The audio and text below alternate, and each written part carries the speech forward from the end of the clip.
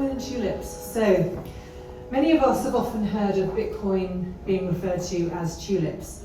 And while that might seem to be a trite analogy, it has more relevance than you may think. Now, the tulip bubble of the 1630s, through my study of financial history, I've established that this was really the first bubble of our modern money, the fiat money that we use today, and it was the first of many. The rapid rise in the cost of tulips over the space of 3 years, followed by the catastrophic collapse in their prices, is characteristic of what we would consider to be a pricing bubble today in modern finance. Tulips are not a technological product, but the financial mechanisms that were designed to facilitate their trading were a new form of technology.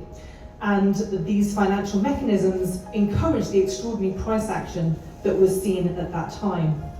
The unusual frenzied trading of the Tulip Mania of the 1630s is characteristic of the way in which our modern money has become established, and Bitcoin today is still at the mercy of that system. What modern financiers miss, though, when comparing Bitcoins to tulips in terms of their price action, is that rather than Bitcoin being a nonsense product that is designed to fail in and of itself, it is actually an entirely new idea behind money. And in that respect, it's actually the bubble to end all bubbles. As a new technology, if it continues to exist and is widely adopted, it has the potential to break our existing financial, legal, political, and welfare systems. In fact, it has the potential to end the concept of financial bubbles. And in my talk today, I'm going to be explaining why this is the case. So in the Bitcoin community, we're very fond of talking about Bitcoin as a new form of money. Fix the money, fix the world, right? But I want to take the conversation a little deeper, because actually fixing the money is going to require more than just replicating the gold standard or using Bitcoin as a form of digital gold.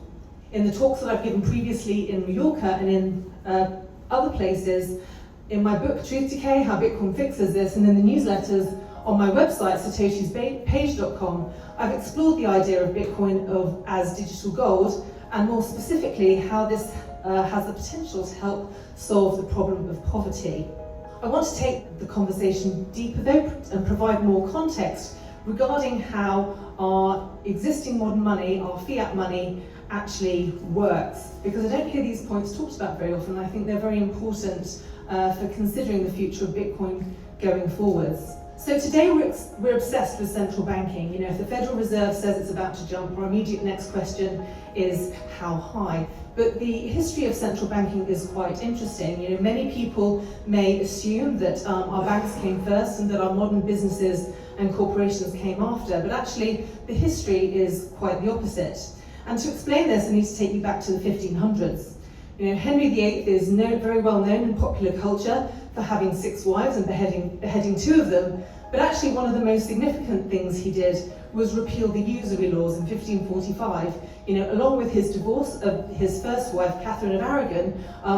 You know, at the time, Catholicism was really ruling the modern world, and they banned the charging of interest on debt. And when Henry VIII divorced his first wife, he repealed those laws, and really this set the foundation for how our modern businesses, corporations, and our money works. And the best example of this is the East India Company, which was actually given a charter by his daughter, Elizabeth I. It wasn't the first joint stock company. The first one was actually provided by his sister, Mary I. But the most successful and most well-known one was the East India Company, which was established in 1600. And this company became so large and successful, it ended up having a standing army of 260,000 soldiers, which was larger than that of the British government.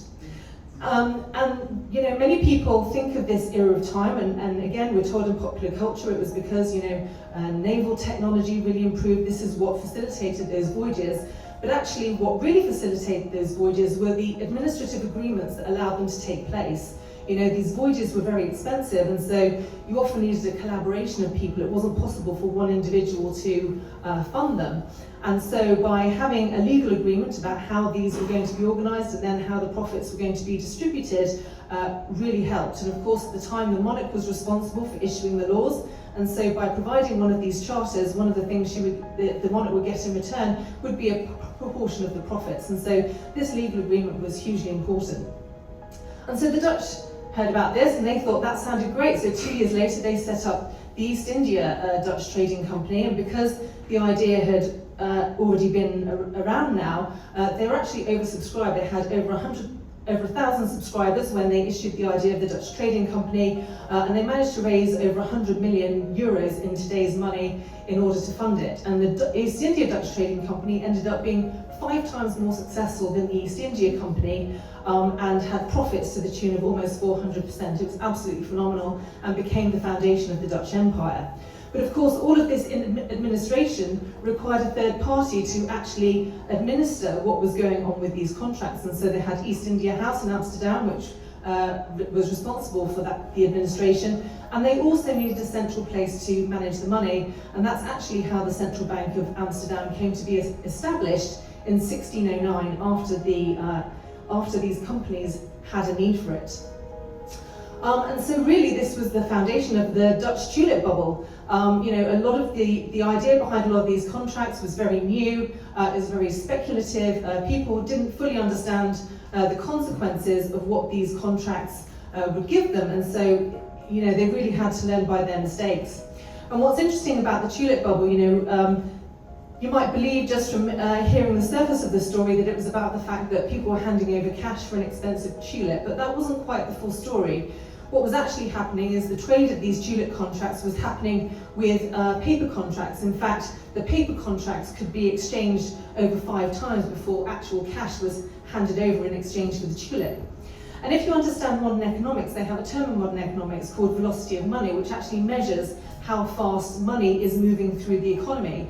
And so even though you've just got one exchange for one tulip bulb and an amount of cash, all of those contracts exchanging would rapidly increase the velocity of money. And of course, each exchange of contract would incur an administration fee. And so all of this was having a huge impact in the prosperity of the country. In fact, velocity of money is now a significant part of the equation when calculating gross domestic product, which is the way in which we measure the wealth of countries. So this velocity of money was massively expanding the GDP of the Dutch, which again, does create some measurable wealth, and was certainly having an effect on Holland at that time. But the full story of the Dutch tulip bubble, what actually happened was, the Company of Dutch Gilders was concerned about the fact that the tulips were becoming so expensive. So a rumour went round to say that the Dutch government were going to make a law to say that these contracts could be redeemed for just a fraction of their face value rather than their face value. And of course, no one had seen anything like this before. They didn't really believe that was going to happen. And because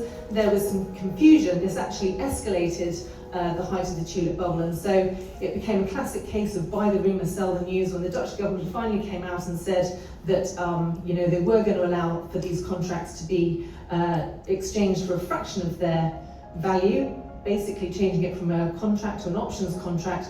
The price of tulips catastrophically collapsed. And so this is a really important point to bear in mind when people give you fluffy comparisons of bitcoins to tulips. It wasn't just about the fact that they were tulips that were being traded, it was the paper contracts and the financial mechanism behind them that also significantly contributed to the bubble and then the collapse in their prices. So the Dutch carried on building their empire until the end of the century, while England was fighting its civil war. But as I explained last year, that came to an end with the Glorious Revolution, when ironically the Dutch prince ended up on the throne of England. And of course, part of the deal was that they were going to set up the Bank of England. And of course, the idea of joint stock companies was fairly new. They set up the Bank of England as a joint stock company, and the legal agreement that went through Parliament was the purpose of this bank was to help fund the wars that William of Orange wanted to fight with France. Not only that, but a clause in the agreement was that any interest on the debt would be paid by the population of Britain. Also, one of the things they'd learned from watching Amsterdam was, although the Central Bank of Amsterdam has been very successful, one of the problems with it was that as soon as a debtor became bankrupt, it meant that the bank was vulnerable and there'd be a run on the bank. Everyone would be asking for their money back.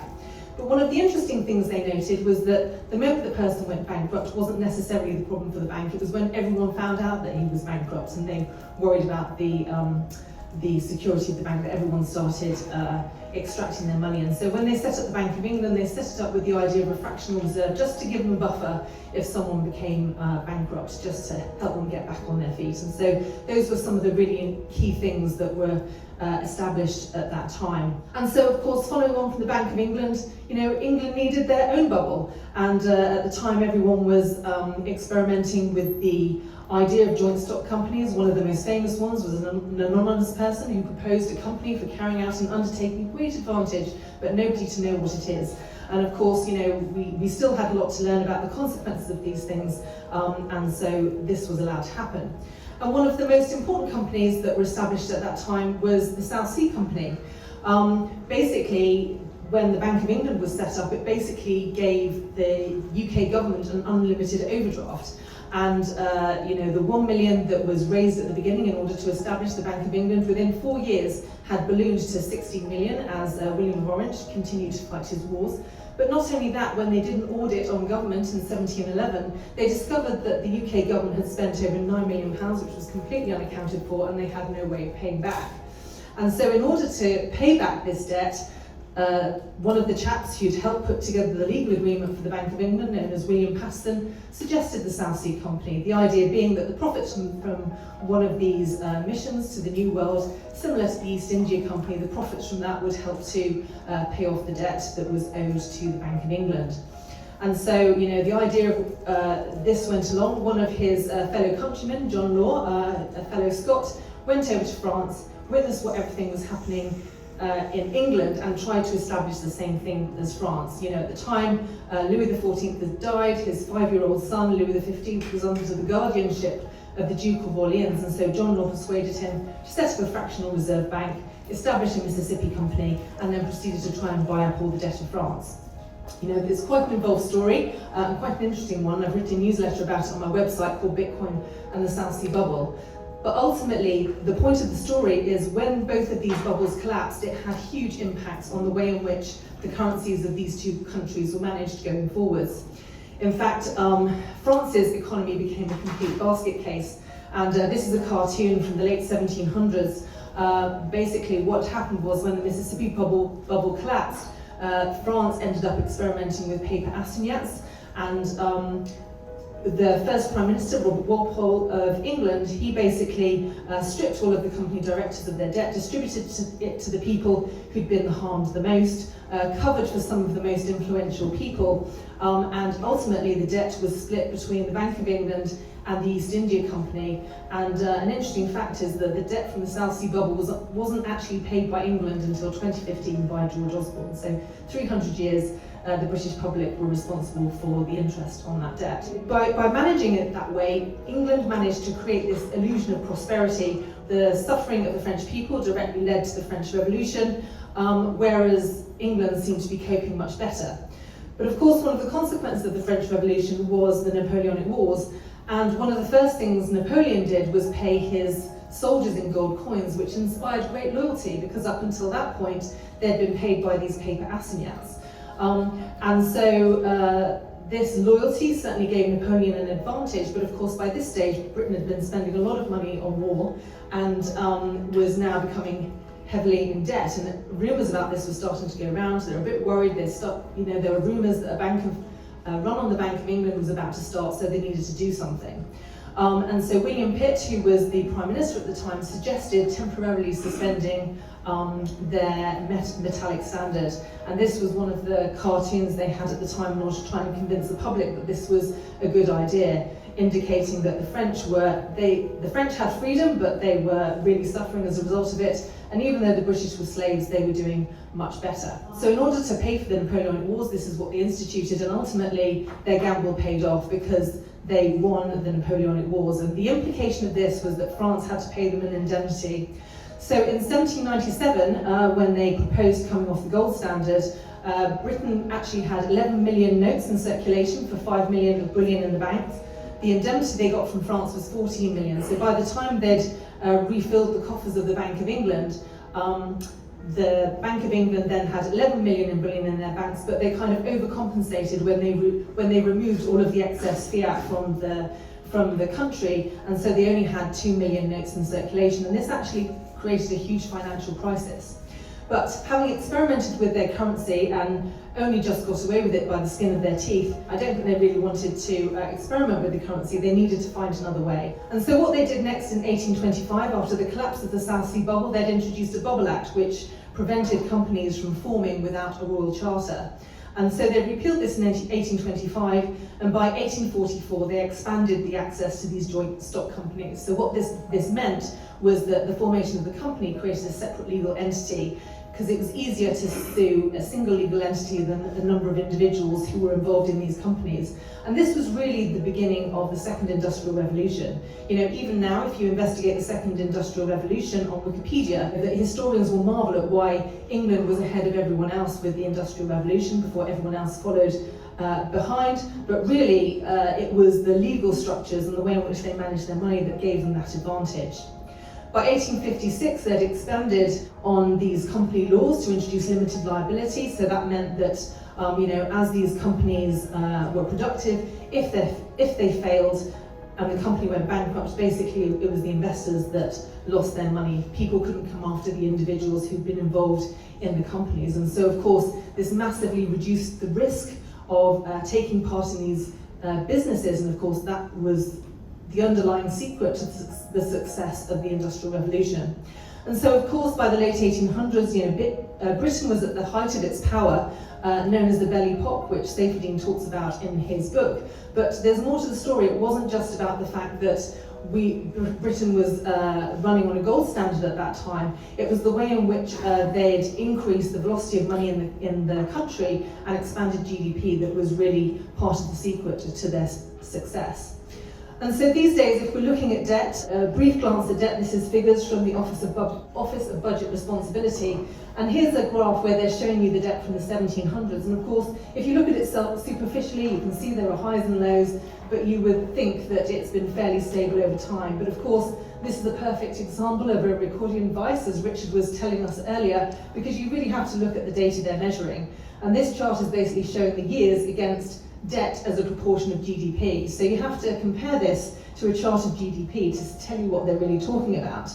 And so this is how GDP has developed over the years. You can see up until the 1700s, just here it was fairly flat.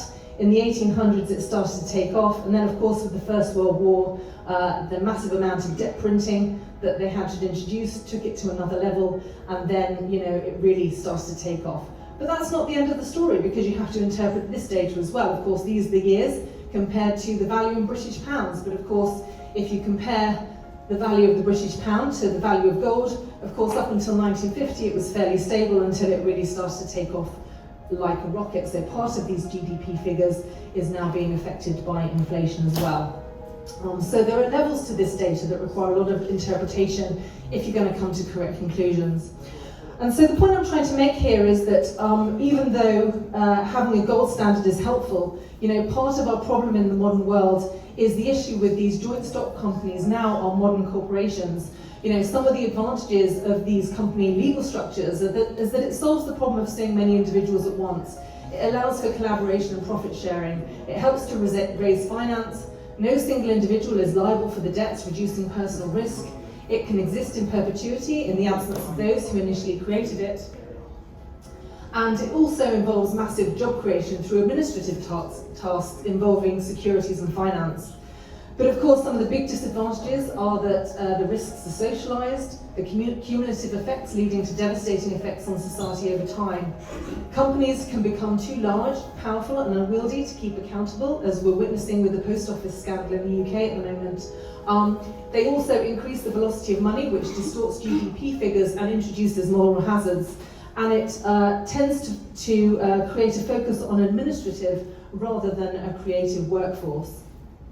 And so where does Bitcoin come into all of this? Well, the advantage of Bitcoin is its immutability. Over time, we've witnessed with the way in which they changed the contracts in the Tulip bubble, the way in which they managed the debt after the collapse of the South Sea bubble. You can have a set of laws and rules, but when a crisis happens, those rules can be changed in favour of a few centralised individuals. And over time, the large proportion of the population will come to find those rules untrustworthy. Whereas because Bitcoin is immutable, it's giving Businesses and individuals a firm foundation. Because you have rules that aren't going to be changed on a whim, it gives you a firmer foundation for individual finances and also business finances. And so I would propose that, you know, unlike the past where companies then led to the invention of central banks, now that we've got this firm foundation of a sound form of money, again, if it continues to develop correctly, ultimately what will happen is it will introduce a new legal system which will influence our politics and also our financial and welfare systems as well. It's a case of an immutable force meeting an immovable object, where the immovable object of the government is slightly less immovable than the irresistible force of Bitcoin, a battle that essentially Bitcoin is destined to win if it can maintain those properties. And so we're here developing a new world, and the message of Bitcoin is that they're not tulips, but their message is the same. A new world is here, and the old one will never be the same.